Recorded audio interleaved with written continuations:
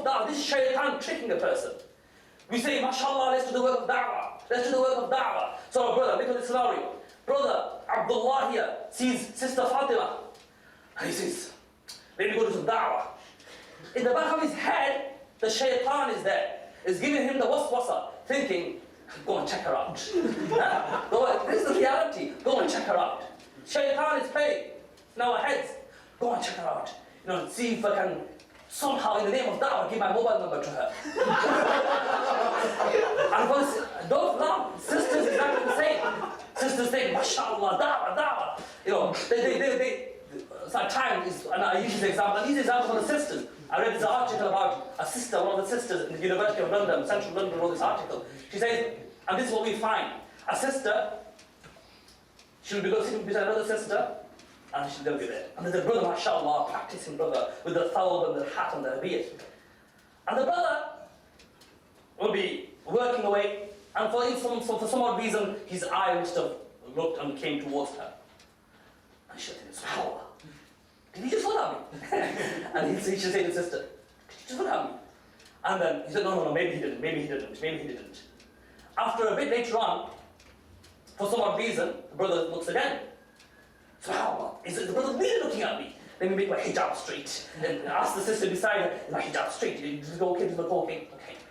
And then the sister thinks, maybe he might come towards me. Maybe he might come and say to me, Assalamu alaikum. Do I say wa alaikum assalam? What is the fatwa regarding this? Do I say wa alaikum assalam or not? Do I remain silent and show that I'm bashful? What do I do?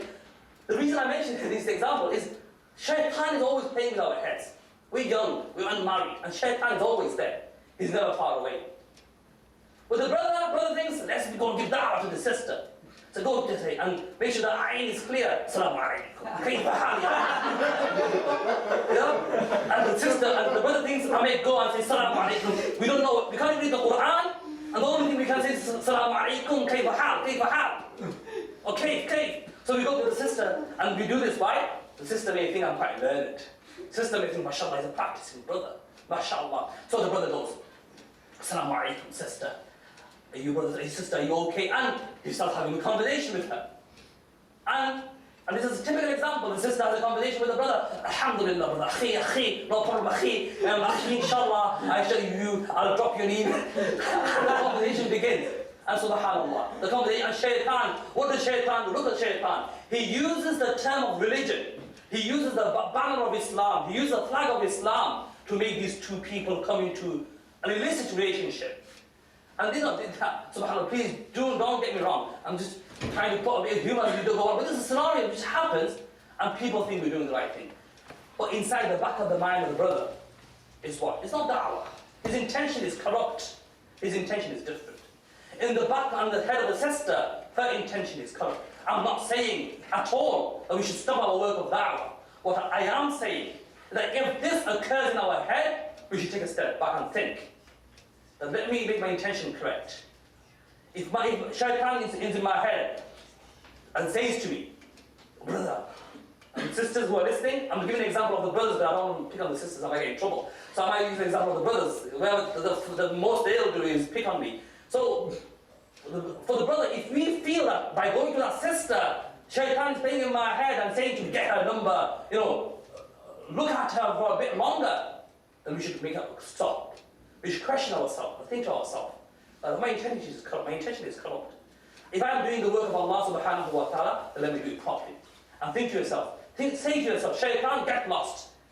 By me going talking to the sister, it doesn't make a difference. Whatever Allah subhanahu wa ta'ala has ordained for me, that will be. And make your intention sincere that I am going to the sister to give her da'wah, to talk to her. Don't exaggerate. Don't put an act on, just to impress the sister. And the sisters, don't put an act on to impress the brothers. And think to yourself that I am doing this action solely for the love of Allah and His Lord the Messenger sallallahu alayhi wa sallam.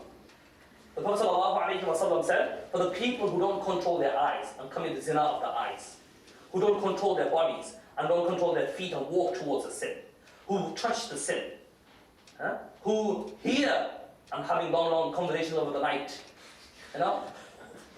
we phone our friend, our girlfriend or boyfriend, the moment the time is after Isha, night time, 11 o'clock. Night flies past. Next thing you know, oh my God, it's lecture time, 9 o'clock. 12 hours gone past. And of course, no wonder we get 1,200 minutes of unlimited calls. We need them. Unlimited text messages.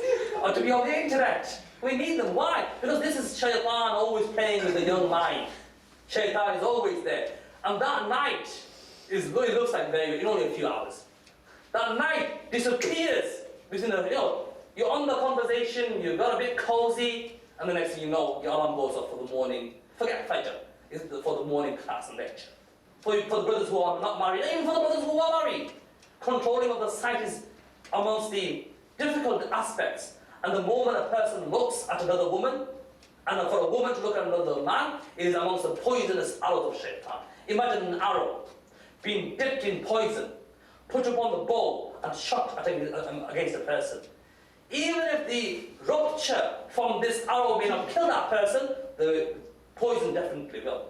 And when you look at another person, another man or a woman, through passion and love or ogling with carnal desires, then it is like that arrow which has been dipped by shaitan in poison from the fire of Jahannam and shot against that person. And the Prophet ﷺ said, there are 6 evil characteristics that follow that person who has the problems of ogling. It can be holding the hand of a woman who you're not married to. Obviously, what touches them, that's different. We don't need to go to the extreme to say, even that is haram. Because if you study later on, there are conditions for what haram and halal are. But what I mean by haram is looking at a woman with a passion. Or for a woman to look at a man with a passion. To hold hands with a passion. To walk towards a man or to walk towards a woman with the intention of sin, which is to get her mobile number, to get her MSN details, or to get his details. To hear conversations. A friend says to you, bro man, or to a sister, sis, I know somebody for you, I think you should go link up. Maybe meet them in Murray Library. If it's difficult in Murray Library, meet up in St. Peter's when no one knows you. Also, and that is a sin. And for a person to say those words is haram. For the person to listen to those and say, actually, it's a good idea, man. Don't know if my parents are going to take me back home or what, but maybe it's a good idea. So to get involved in that conversation is haram. These are known as terminology of zina. And of course, the worst zina, which again a lot of Muslims are involved in, is the zina of private parts. Prophet ﷺ said, there are 6 things that accompany evil deeds of zina. I've learned the importance of marriage, brothers and sisters. It's not, we can't just sleep around with anybody we want. We can't be in a relationship with anybody we want to. Brothers can't be players. To be with any sister, with any woman they want to be with. For sisters, you can't be the same. A marriage is about 2 people coming together for good. You will find in Muslim communities that couples have been together for 50, 60, 70s. It's a trend in Muslim communities, regardless of what part of the world you come from. Because marriage is based upon taqwa, upon God consciousness. If a person gets married, they will be so happy, which no other happiness can fulfill. That's why Prophet ﷺ said, if 2 people love each other, then the best present for that couple is what? Is marriage.